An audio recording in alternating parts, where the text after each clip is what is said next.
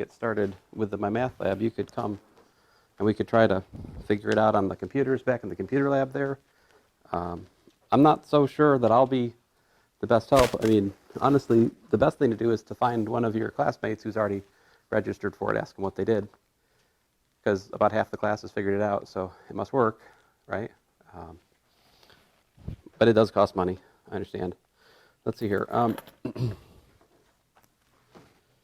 I mean, if it was up to me, honestly, folks, I would just, give paper homework and collect it and have a grader, but I don't have a grader. And number two, getting students to turn in paper homework these days is getting more and more troublesome. So, all right. So last time we covered one equation, one unknown, solving little symbolic problems, right? And a few token word problems. So today we're moving on to inequalities.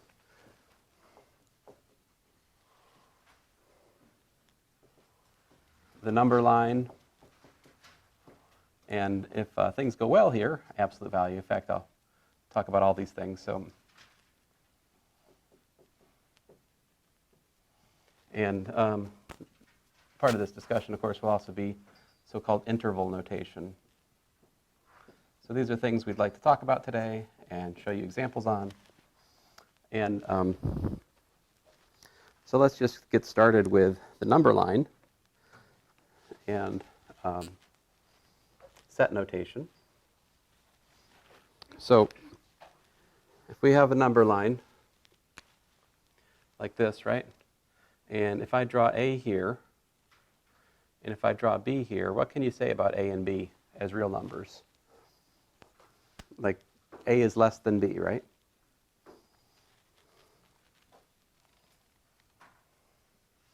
What else could we say? Well, we could say B is greater than A, right? If this is the picture.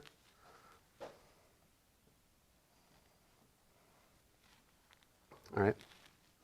Now, might have a number line, and we want to talk about, say, from A to B. And we want to talk about not just A and B, but all of the numbers between A and B, right? So maybe there's an X in here, right? And I want to write an inequality that describes X being there. Well, how would I describe X as falling in the green line? I'll try to use some, well, it's kind of tricky, but like how would I describe X? Oh man, stupid marker, picked up the black. How would I describe X there in terms of an inequality? I'll get us started here. A, right? Less than or equal to. See, that solid dot means that X could be there in principle, okay? A less than or equal to X, less than or equal to B. That's the condition that X meets there, right? So if I want to, it's convenient to have a notation for all such X. So here's how it goes. This is called the closed set, or closed interval rather, from A to B. And we denote that like this, bracket A comma B, all right? So that's a notation for that set of numbers, okay? Now, we also use what's called set builder, or sometimes called roster notation. So it's like a curly bracket, and you put X here, such that, all right, A less than or equal to X, less than or equal to B.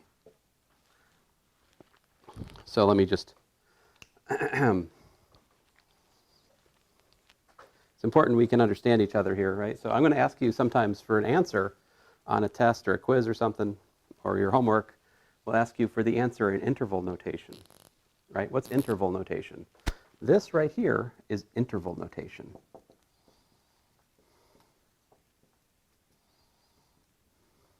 All right. Whereas over here, this is either roster, or I sometimes call it set builder notation, all right? Now, in practice, if the question is like a little bit complicated, and I say, please give your answer in interval notation, but instead you gave the answer maybe just as like this up here instead, I'm still going to give you significant partial credit, right? Because like some problems, most of the battle is just figuring out that the answer is like a less than or equal to x less than or equal to b, right? But if the whole problem is to write it in interval notation, then if you don't write it in interval notation, I'm going to take off like a lot of the credit, right? So I do want you to know what this means. Closed interval from a to b. A little bit more notation. Element of. What does element of mean? So if we say if x is an element of S, what's that mean? That means x is in the set S. All right? So this is element of. It's funny looking E. Element of.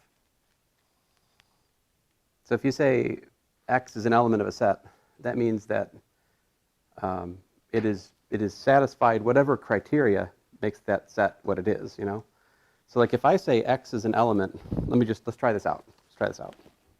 This language.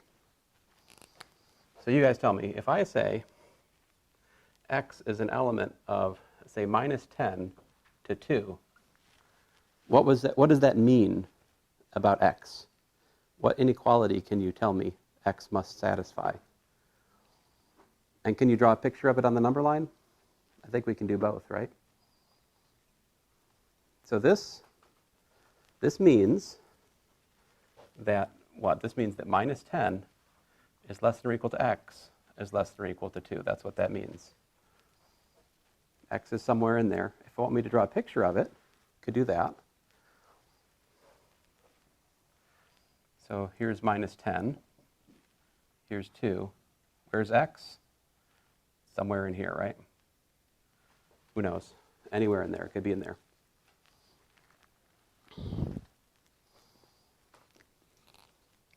In addition to closed intervals, we also have an open interval, right?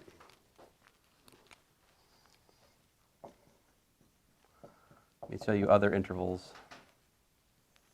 So we have the open interval from a to b. And so what that is x such that a is less than x is less than b. So notice that the parentheses here, both parentheses, that's our notation to indicate that neither a nor b are included in the set. All right. And there's also like this one. And there's this one. Now the ones I'm writing at the moment, these are neither open nor closed. Some silly people call the top one a Clopen set, and they call the second one an opposed set because it's kind of half open, half closed. But that's just a stupid pun. Anyway, these are intervals, right? And here, you tell me what I should put between the a and the x and the b. What should I put? I'll do it in red here. So what does this mean? This means that a is included in the set, right? So I have to include the case of equality there. So I put less than or equal to x, less than b. And the next one, a is not included in the set, right? So what do I do there? I do just a less than x, right? Less than or equal to b. So you have your closed interval here, right? Closed interval. This one is the so-called open interval. The other two are just intervals. To complete the story here, let's draw the number line. So we have A, we have B. Now, should I fill in those dots?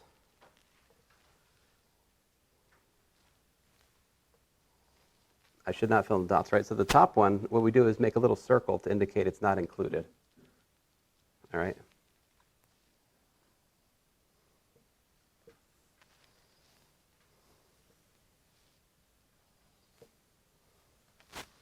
And I'll use green to indicate where the set actually is, just for a second. I mean, you could, sometimes, well, suppose you don't have colors, but you could use like a bold, like a bolding to indicate that that's where the set is, you know? Some other books, there's various other pictures people use to indicate the sets on the number line, but I'll stick with these. I think this is what's in your homework. Any questions so far? So these are the 4 kind of basic interval types that are finite, but there's also intervals which are infinite in the sense that they go to plus or minus infinity, right? So there's 4 other sort of flavor options here. You could have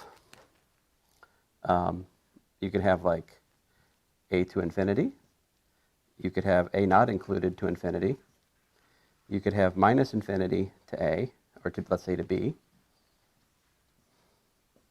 Or you could have minus infinity to b not included. These are other choices. These are other intervals. And so like this one is x such that what? This is x such that what? This is x such that what? This is x such that what? All right, these are all. What's the condition on x in the first one? It's just what? A is to what? It's to like the right, excuse me, x is to the right of a on the number line, right? So you could say x is greater than or equal to a. Now, so the second one here, a is not included, right? So we do x is greater than a for that one.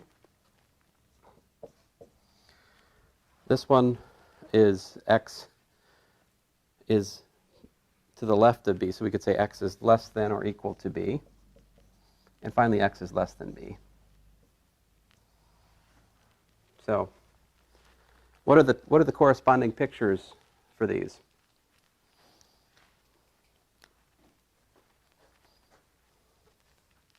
We include a, right? And then you just keep going and going and going. So you usually draw like a little arrow to indicate on the number line, this is just the whole number line to the right of a and including a, right? The next one down, it doesn't include a, all right?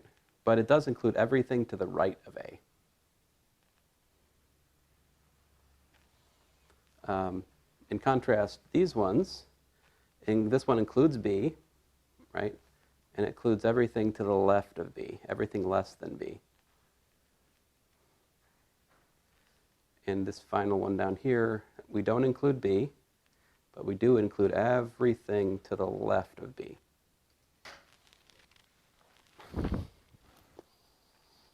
So when I talk about using intervals, I'm talking about these things.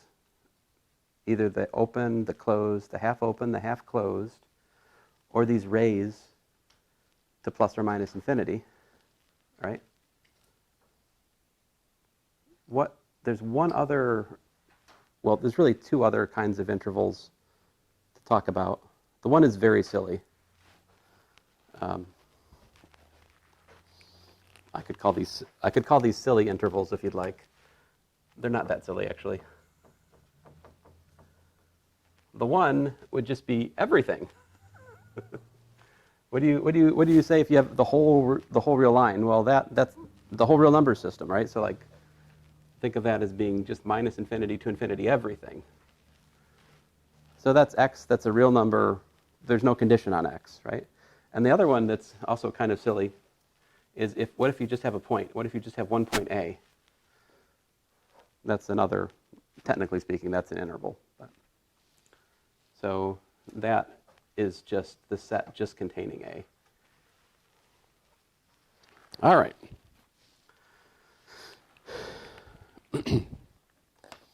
Sorry to take so much time to write that out, but I think it's important for you to understand what I mean when I say interval, and I hope now that you I've shown you all of them. So.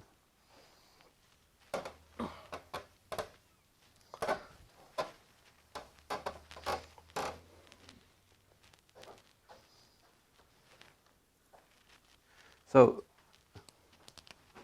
comment. The solution to an inequality is typically a set of numbers. So, interval notation may be useful.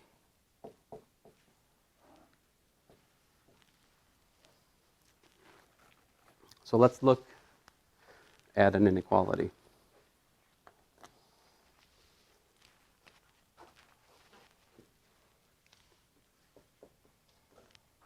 Solve x plus 2 less than or equal to 3.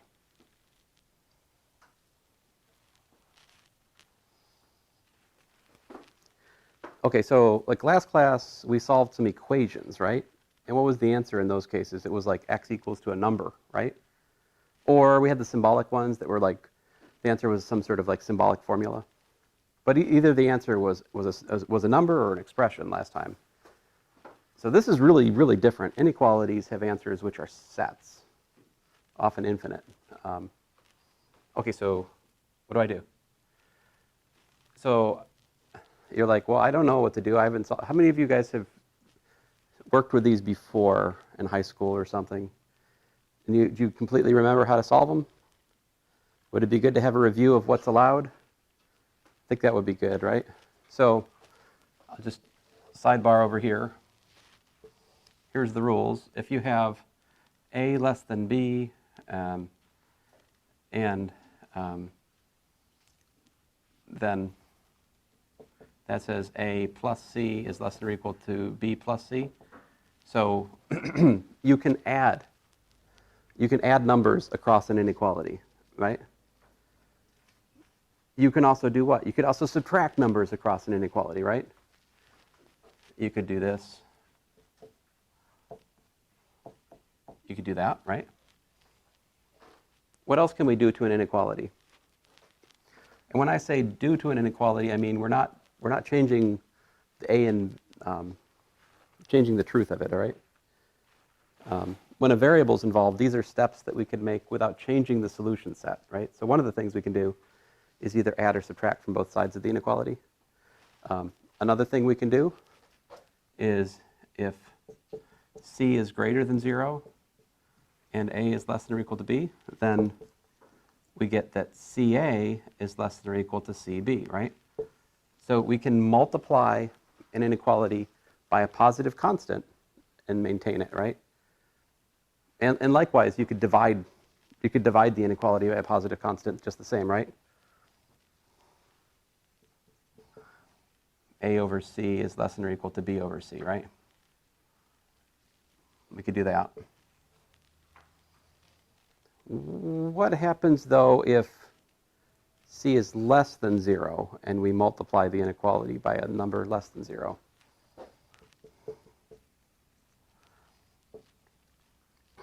A less than or equal to B implies that CA is greater than or equal to CB. So multiplying by a negative constant flips the inequality. All right?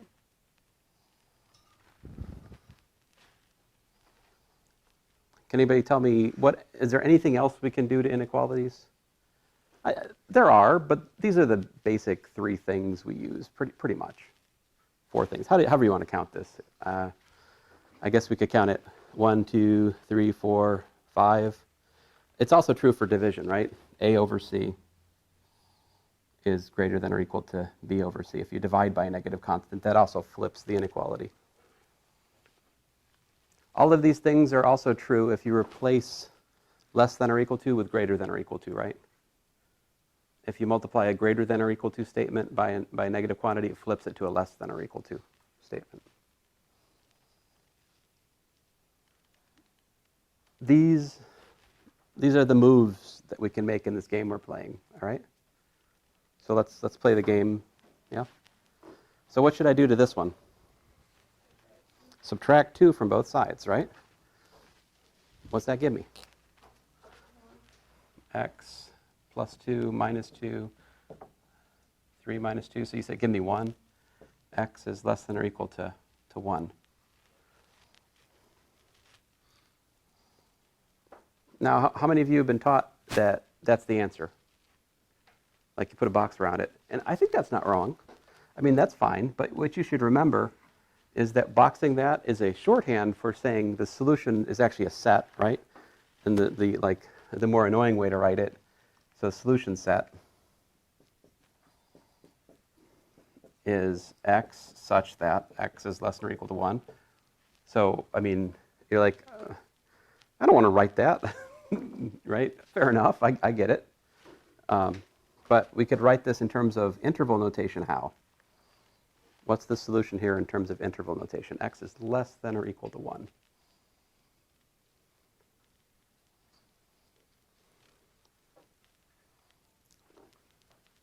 I think it's kind of like this, right? Except b is 1, right? So we're going from minus infinity all the way up to 1. 1 is included. So right here, this is the solution in interval notation.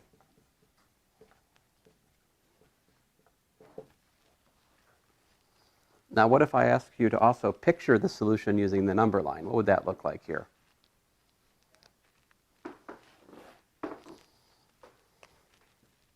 I'll do it up here. So you got 1, which is included, right? And then you're just doing everything that way, right? So that's a picture of the solution, like x is in here somewhere, right? It's some number to the left of 1.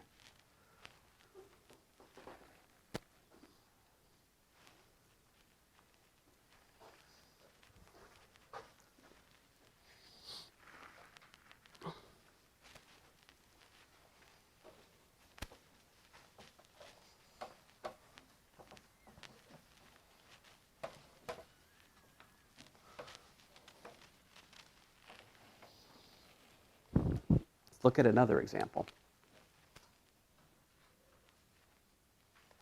Find solution in interval notation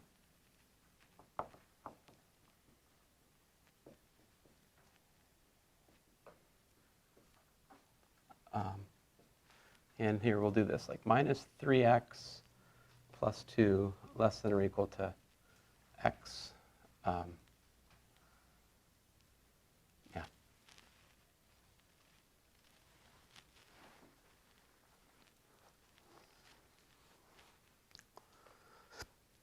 So what do you guys think we should? So remember last time we agreed like the way to solve an equation is to what? Isolate x, right? It's also the way to solve an inequality. Add 3x to both sides. I like it. So we've got minus 3x plus 2 plus 3x less than or equal to x plus 3x. Of course, these guys are canceling. This gives us 2 less than or equal to what? X plus 3x is 4x, right?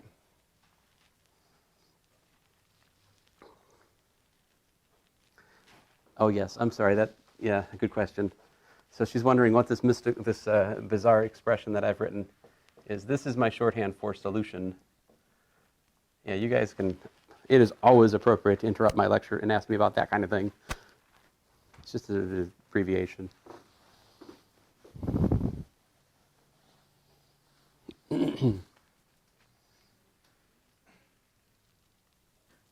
Yeah. Oh yeah, I was just taking a pause. But yeah, what do you think we do next? Divide by 4, right? Yeah, divide by 4. We get 2 over 4 is less than or equal to 4x over 4, which of course is x, right?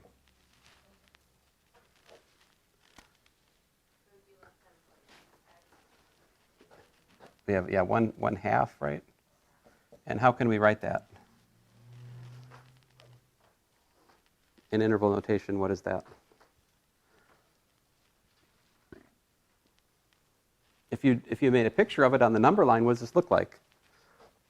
Here's a half, right? Where is x?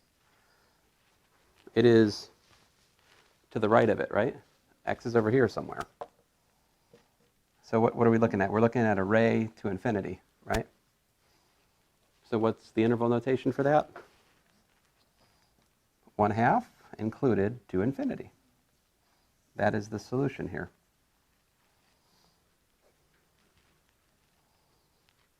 So in this kind of problem, if I ask for interval notation, right? Suppose this was a question on the test. I said, give your answer in interval notation. And you were like, you solved the problem, and you boxed 1/2 less than or equal to x. I'm still going to give you like 90% credit for that because you've done the inequality stuff, right? So, but if it asks for interval notation, please do give an interval notation for full credit. All right? Okay, so let's go on.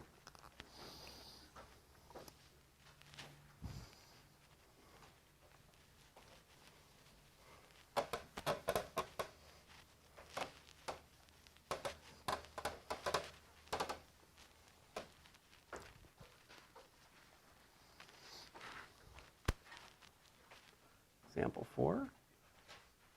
Solve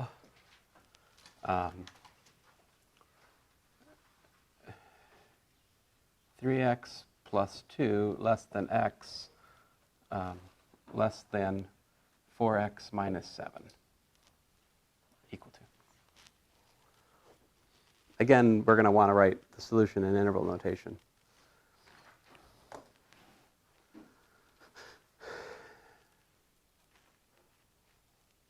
So what do you do when you have something like this?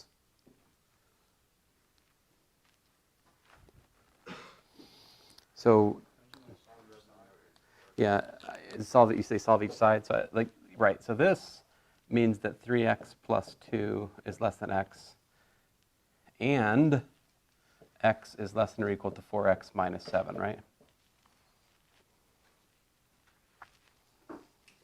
It's a compound. It's a quote-unquote compound inequality, right? It's two conditions written as one. And so, yeah, you want to solve those separately. Well, I mean, there are problems where you can solve them all at the same time by like adding a number. I'll make my next example like that. But this one, I think I need to separate. So what do? I've got what, 2? Subtract 3x from both sides, right? Or do you want to subtract, what do you want to do here? I'll give you guys, tell me what to do. Let me call this star. What do you want to do on star? And I'll call this star star. Do I get?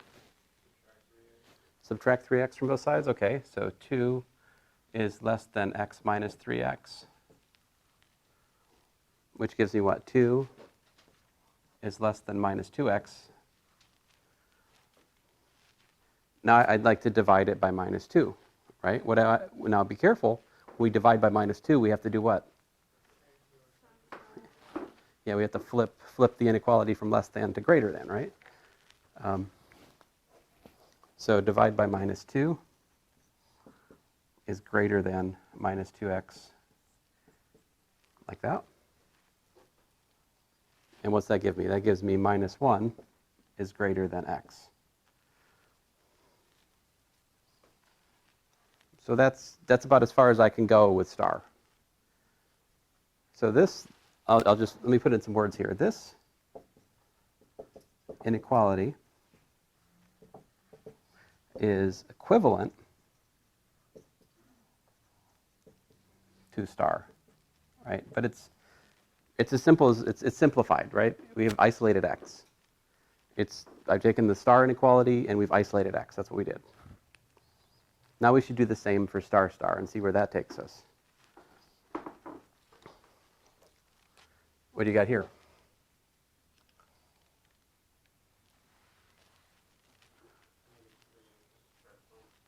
Subtract 4x from both sides. So you got x minus 4x is less than or equal to minus 7. So you say minus 3x is less than or equal to minus 7. So So you guys are just bound and determined to make me divide by a negative number. I like it. So this gives us minus 3x over minus 3. I have to flip it, greater than or equal to minus 7 over minus 3, right?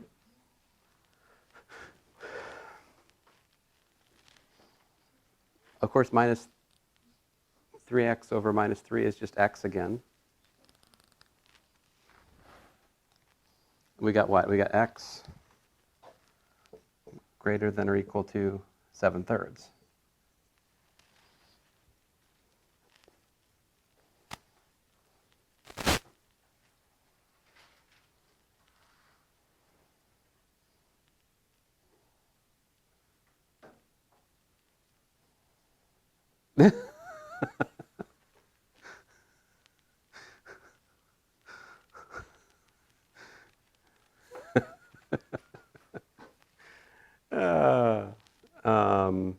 Well, that's kind of a problem, isn't it?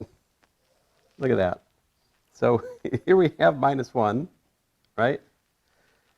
And x is less than minus 1.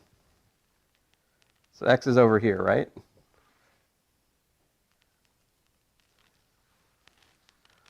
How about the other one? We have x is greater than or equal to 7/3. Yeah. So what does this mean? This x over here is over here. Can x be both here and there at the same time?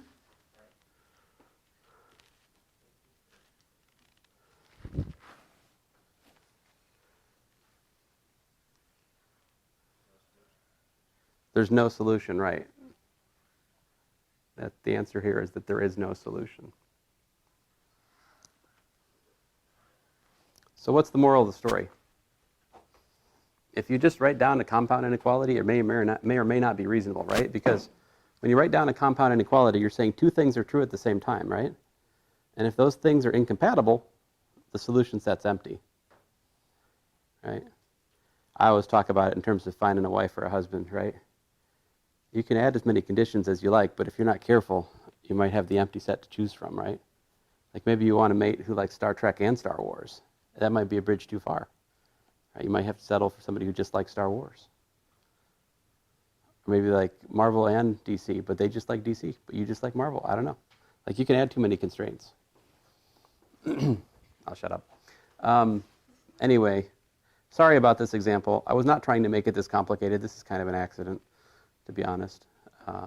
If I'd tried to make this happen, I couldn't have. I think if we go back to the original problem and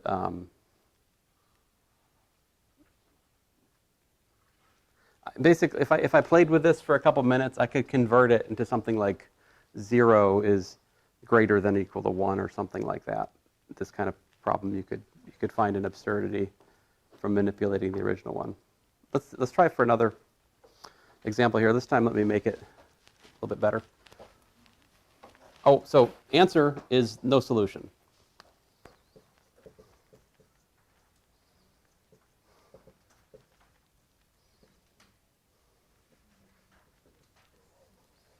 Or the solution set is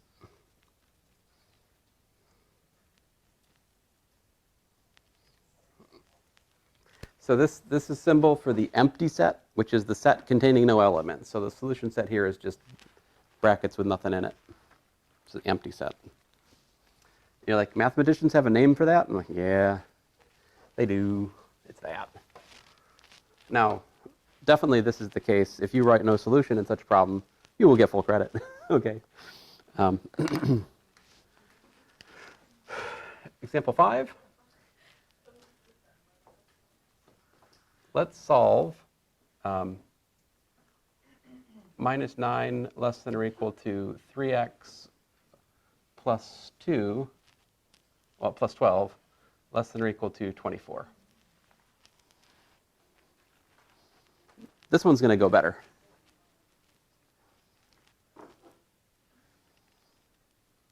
So this one we definitely don't need to break into two cases. Like we can work this, both of them at the same time. All right, like so. In other words, I can subtract 12 across it, This is an allowed step. All right, so subtract 12. Minus 9 minus 12 less than or equal to 3x less than or equal to 24 minus 12. So let's see, that's what, minus 21 less than or equal to 3x less than or equal to 12.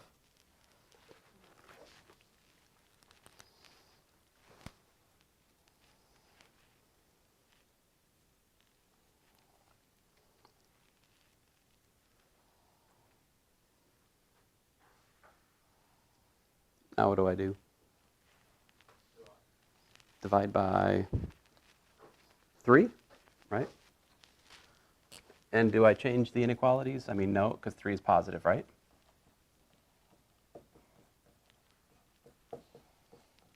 Which gives me minus 7 less than or equal to x less than or equal to 4.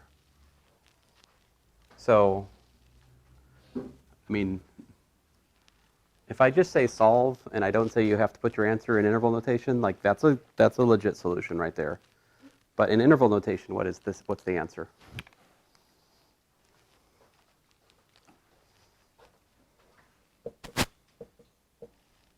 So we do minus 7 included to 4. So the answer in interval notation is this closed set. On the number line, what's it look like?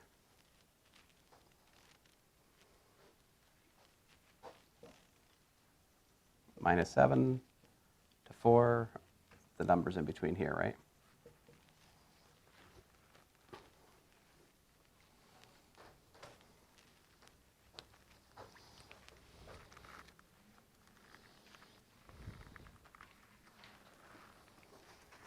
Let's do another one of these. So, sorry, my example 4 was so cumbersome.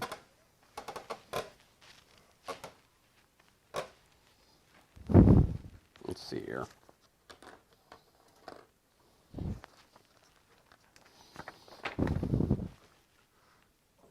Where am I? Example 6. Yeah. Let's solve this guy. 4 less than minus x, excuse me, 4 greater than minus x greater than or equal to minus 2.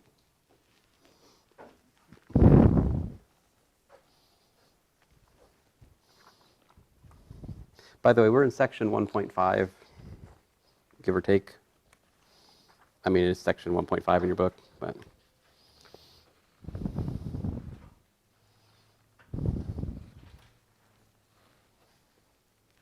All right, so what are we going to do? It is almost done already, right? It's just it's got minus x instead of x. So what do we have to do? Yeah, divide by negative 1. And what happens when we do that? Right. So we get 4 over minus 1 less than minus x over minus 1 less than or equal to minus 2 over minus 1. So that's minus 4 less than x less than or equal to 2. So the solution is x such that minus 4 is less than x is less than or equal to 2. So some of your homework basically has this with like fill in the blanks. All right. Some of the homework is like that, but fill in the blanks. And other parts are, say, give the answer in interval notation. Here, interval notation, this is, well, it's got a minus 4 and a 2 as your endpoints, right? Which one's included, which one's excluded? The 2 is included, right? So I make the square bracket for the 2. The minus 4 is excluded, so I make the parenthesis there.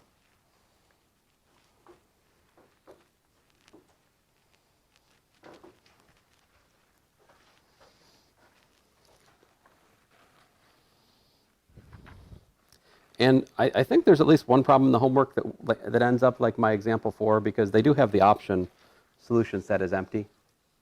So I'm not sure which one it is that does that, but all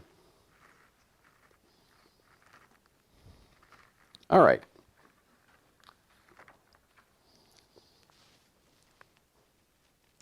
So So I've told you a little bit about, the notation for different sets. There's a couple of, we have the interval notation, right? We have the set builder notation. There's two other basic, well, really three basic things we can do with sets that are important for the common conversation. And so let me just talk just a little bit about set theory. And using the word theory here is probably a bit of a stretch, but here's a picture.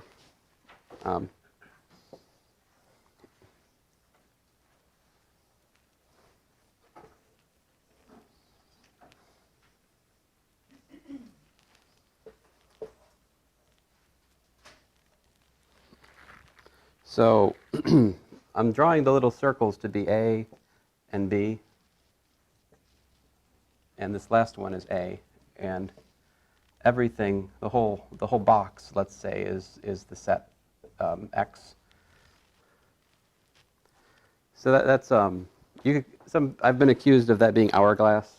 I mean, I'll accept it, but my bold capital X with the top and bottom. I'm not done yet. Yes. So I agree. The two pictures are the same until I shade. So this guy, what I shaded in green, this is called the union, right? And so that's A union B. I've pictured, right? And what that is X such that X is in A or X is in B. Union.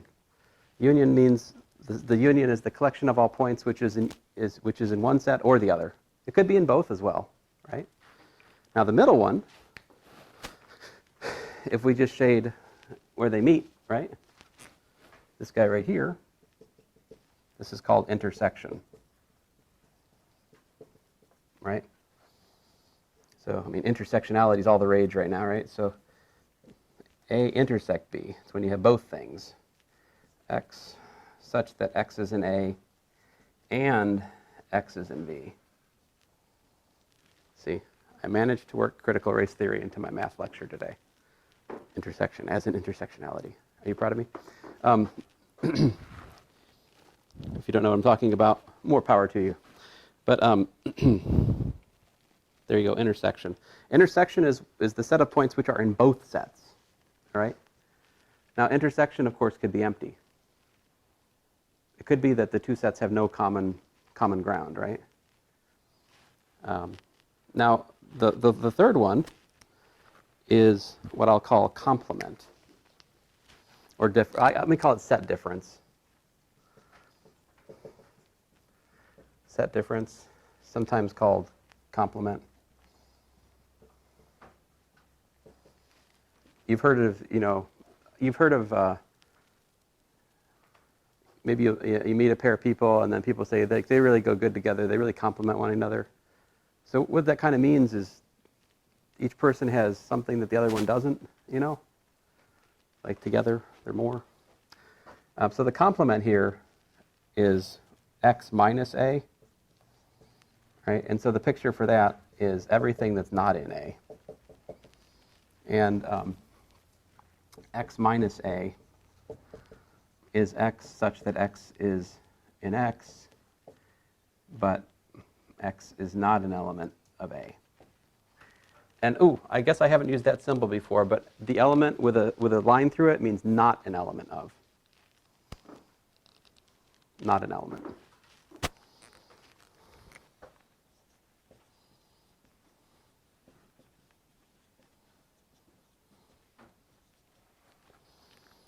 Now let me show you why we want all three. Although I think more often we tend to use union and set difference in here more than like the intersection, I would say.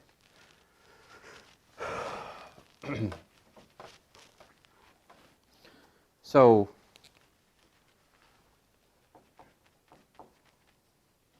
if you were going to talk about the set S, and suppose X such that X is not equal to, 2, then the way you could write that would be minus infinity to infinity, right? and then you just remove the set containing 2. I should mention, minus infinity to infinity is kind of a drag to write. We have another symbol for that in mathematics. This is the whole real numbers. We also can use this. So, set of real numbers. This R with 2 lines. Funny looking, huh? So textbooks will make that R bold, but it's like hard to make bold on a chalkboard or a whiteboard, so we use this device instead. So these are the real numbers.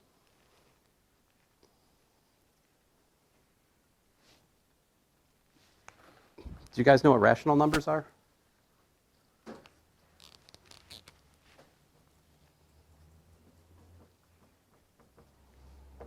So Z is, did I talk about this day 1? I can't remember. I feel like I didn't, because I behaved. I start talking about this kind of stuff your eyes just kind of like glaze over more than usual, right? It's like, it's maximally uninteresting mathematics. But these are integers, so like 0 plus or minus 1, so forth and so on. The rational numbers, you use a Q. It's kind of a funny looking Q. These are rational numbers. So these are things of the form like P over Q, such that P and Q are integers. And what condition do we need on Q for it to be a well-defined fraction? Can't divide by what? There's just one thing we can't divide by. 0. I heard a 0. Q not equal to 0, right? So the rational numbers are fractions of integers, and the real numbers include those and much, much more, right? So the real numbers also throw in these so-called irrational numbers, the numbers which are not fractions. Do you guys know what's the difference between like a rational number and a real number in terms of decimal expansions? So like any rational number, if you look at the decimal expansion of it, it will eventually repeat. Like 1/3 is what? 0.3333333, you know, so on and so forth, right? A sixth, what is the decimal expansion of that? Like 0.1616161616, you know. Any of the fractions, if you look at the decimal expansion, they're eventually repeating. In contrast, there are other numbers that have decimal expansions which never repeat that long. You guys have heard of the number pi before, right? The ratio of the circumference to the diameter. You're like, wait a minute, if pi is the ratio of the circumference to the diameter, doesn't that mean it's a rational number? It's a ratio of things, right? But what's the catch? Fractions are ratios of integers, right? So one of the things you can prove in mathematics is it's impossible to construct a circle whose both circumference and diameter are whole numbers. You cannot do it. It's been mathematically proven. But pi, what's pi equal to? 14159271335, right?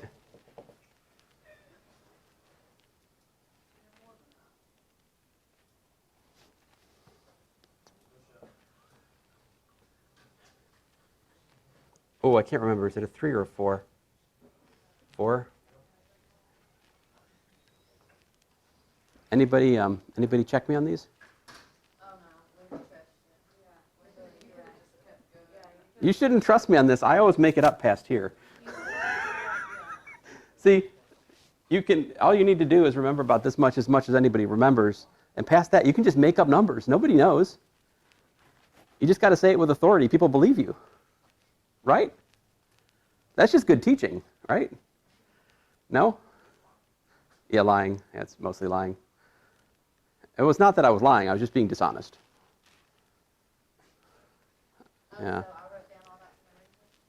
No, you wrote it down to make my joke funnier, and I thank you for that. But no, actually, funny story. I think it was I want to say pre-calculus algebra, like the 113 class last year. I had a student who had memorized like the first 20 digits, because they had some high school teacher who had apparently too much time on their hands. But in the past, before calculators and stuff, there are mathematicians who spent the better part of like months on end calculating digits of pi. There are people who have just calculated phone books full of these things. Like it just goes on and on. But it's random. Like the sequence of digits, it's random. And that's why pi is not a rational number, among other things. So, sorry, this will not help you with your homework. My apologies. Every so often, I should be allowed to chase a rabbit in here, right? Now, can you draw that on the number line?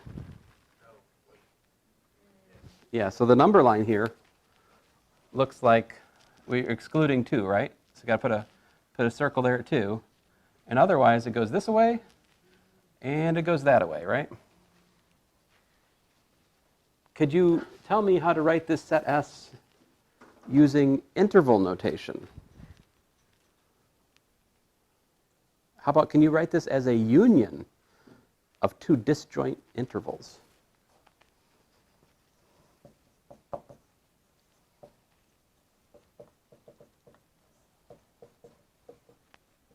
What does disjoint mean?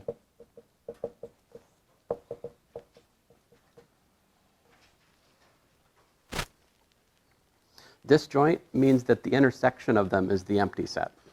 That's what that means. It means they've got nothing in common. I'll get us started.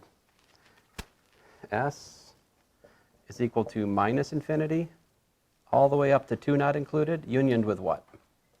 Fill in the blank for me.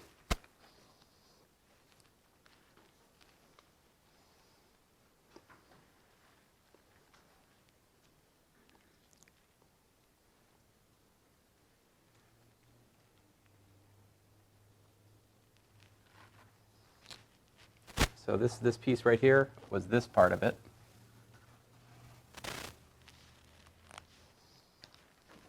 What's this part? Yeah, 2 not included, right? To positive infinity. So we can use unions of intervals to express pretty much everything.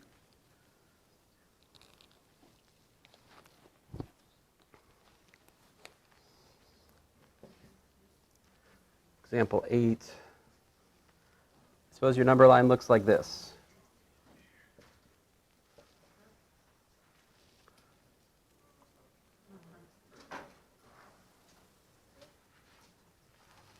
All right, so I have pictured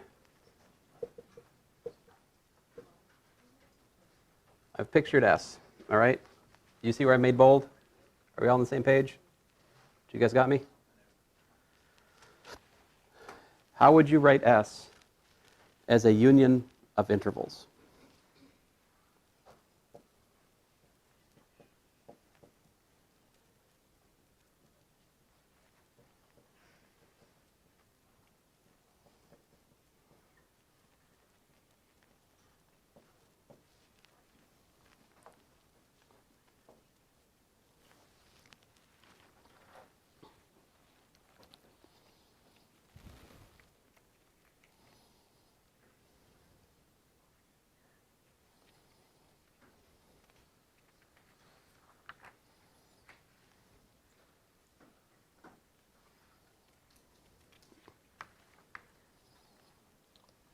What do I got? So how do I get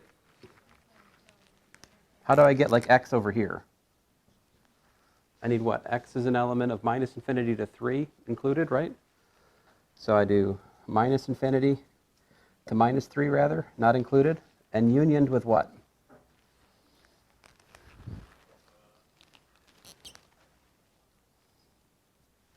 Either x is over here or x is over there, right? So union of minus infinity to minus 3 and what?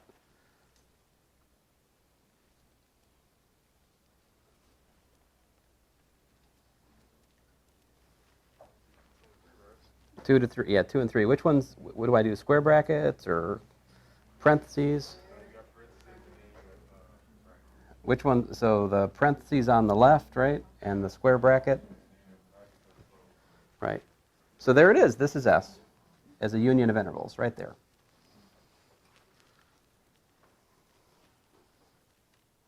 So do we understand each other what I mean by union of intervals? We're good?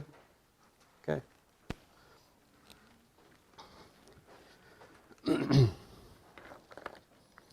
So next up, we have to talk about absolute value. How's absolute value defined?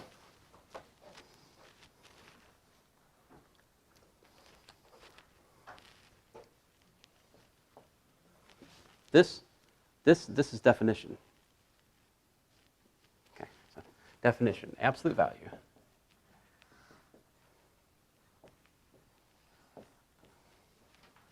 Of x in the real numbers.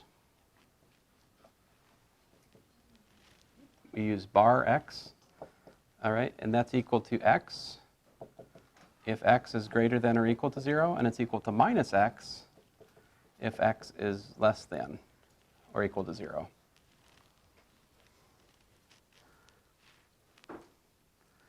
There is also, so this is the case-wise defined formula for absolute value. Absolute value is a case-wise defined function, basically, right? And there is a formula, though. We can also write this as the square root of x squared. Because the square root function is by definition non-negative. All right?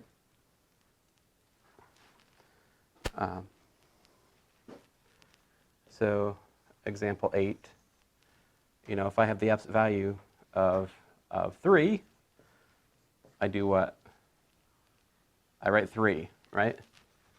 If I have the absolute value of minus 3, it's still 3, right? Now, sidebar here, notice how this works. The absolute value of minus 3 is the square root of minus 3 squared. What happens when you square the minus 3?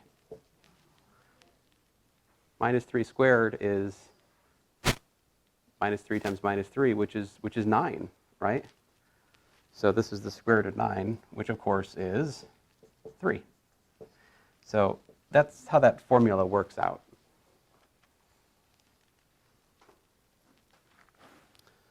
What are the properties of absolute value? What do we have to work with absolute value? What are the properties?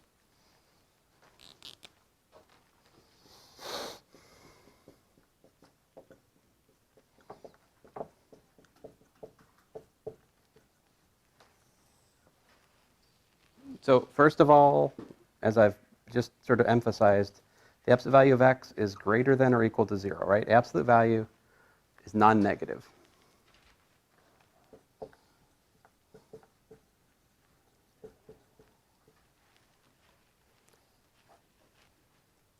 Let's see, what's next? How about the absolute value of c times x? What's that equal to?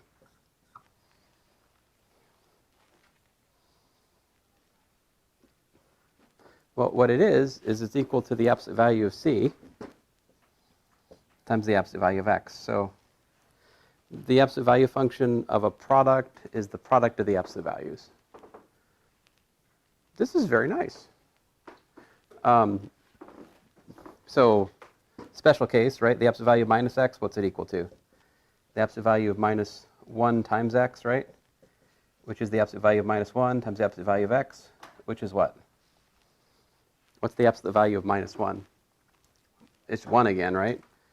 So we get the result that the absolute value of minus x is just equal to the absolute value of x. In other words, absolute value eats minuses. That's a good principle to remember. How about the absolute value of a sum? What if I have like the absolute value of x plus y? Is that equal to the absolute value of x plus the absolute value of y? What do you guys think? For or against? What do you think?